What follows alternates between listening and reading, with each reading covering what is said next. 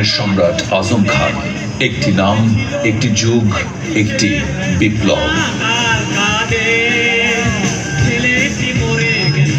70-এর দশকের উত্তাল সময়ে স্বাধীনতা উত্তর বাংলাদেশের স্বপ্ন আর সংগ্রামের ভেতর তিনি গিটার হাতে দাঁড়িয়েছিলেন এক নতুন সুরের বার্তা নিয়ে।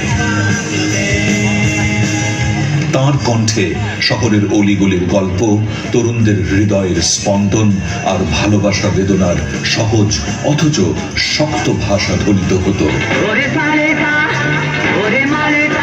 পাশ্চাত্য রকধারার সঙ্গে বাংলা ভাষার মাটির ঘ্রাণ মিশিয়ে তিনি সৃষ্টি করেছিলেন এক অনন্য সঙ্গীত ধারা, যা আজও প্রজন্মকে নাড়া দেয়।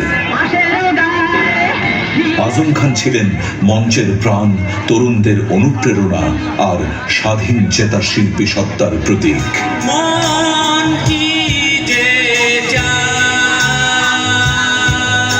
তার গান মানেই এক মুক্ত বাতাস, এক প্রতিবাদী চেতনা, এক অমলিন উত্তরাধিকার। বাংলা পপ সঙ্গীতের ইতিহাসে তার নাম লেখা থাকবে চিরসবুজ অক্ষরে। পপ শিল্পী আজম খানের প্রতি চ্যানেল আই শ্রদ্ধাঞ্জলি।